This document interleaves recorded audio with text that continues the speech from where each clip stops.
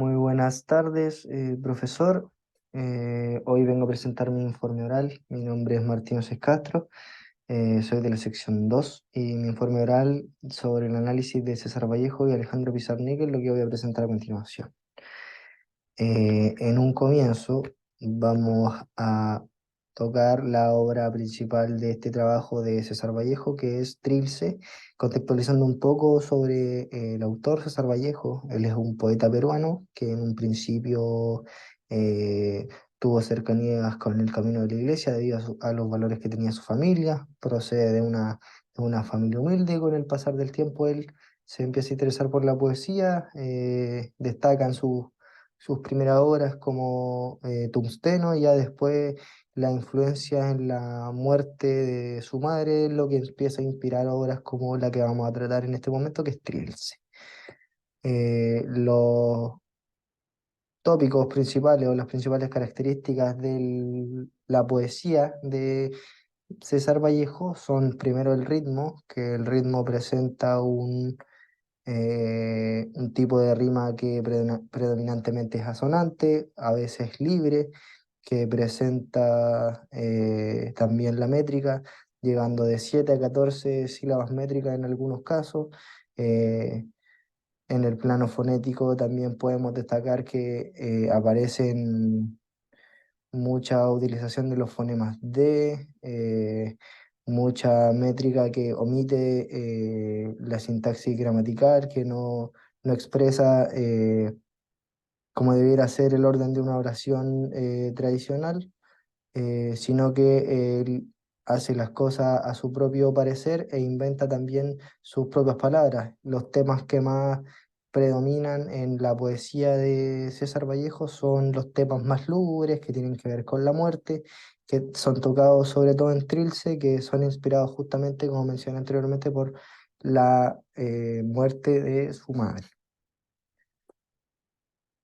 Ahí hay un ejemplo de una de las obras que son parte del Trilce, que son los Heraldos Negros, donde podemos evidenciar que aquel ritmo de rima sonante y rima libre se hace presente, donde hay figuras retóricas como la repetición, como la hipérbole, como la presencia de hiato, la presencia de sinalefas, que también son parte de la métrica y de la rítmica, que son características de la poesía de César Vallejo.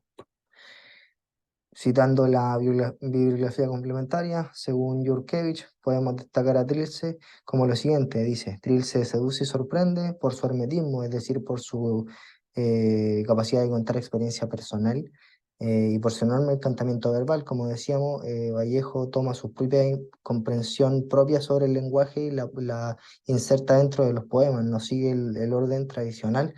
eh, y es ahí donde empiezan a destacar sus obras. Continuando con esta exposición, la obra de Alejandra Pizarnik, su poesía completa, no la vamos a analizar claramente, pero para contextualizar la obra de Alejandra Pizarnik, tenemos que decir que ella es una poeta argentina que caracteriza su poesía en el surrealismo, que desde ahí, desde ese punto donde ella empieza a, a destacar. Y hoy vamos a analizar uno de sus poemas que tiene que ver con Agua de Lumbre, que muestra que Pizarnik ocupa mucho las figuras retóricas, que habla de sombras, de muerte, exagera el tono con el que escribe. Hay presencia de connotaciones que dan un tono más de muerte, de sufrimiento, de exilio, dentro de todos sus poemas. La bibliografía complementaria que vamos a utilizar para contextualizar la obra de Pizarnik en este trabajo tiene que ver con un artículo de Josefa Fuentes Gómez, que explica que Pizarnik se muestra ella misma experimentando su propia angustia, sus experiencias personales, de forma oscura, que empieza a crear poesía desde muy joven, se transforma en una figura de ese surrealismo rupturista de aquella época en la que Pizarnik empieza a destacar. Y en un texto complementario de las artes, podemos decir que lo toma como que Pizarnik hace una búsqueda experiencial onírica, es decir, un poco idealizada sobre su poesía para que pueda trascender, utilizando el surrealismo como principal herramienta. Destacar también que, a diferencia de lo que es la métrica y el ritmo de Vallejo, la rima y el ritmo de Pizarnik son mucho más fáciles de comprender porque no utiliza rima libre, utiliza rima más consonante. Entonces, eso hace que el ritmo que se puede seguir al leer a Pizarnik sea mucho más fácil de comprender al momento de analizar el poema. Y Pizarnik tiene un amplio vocabulario, pero no tiende a tergiversarlo ni ocuparlo de la forma que a ella le acomoda, sino que se erige a las formas más tradicionales de utilizarlo en su propia poesía.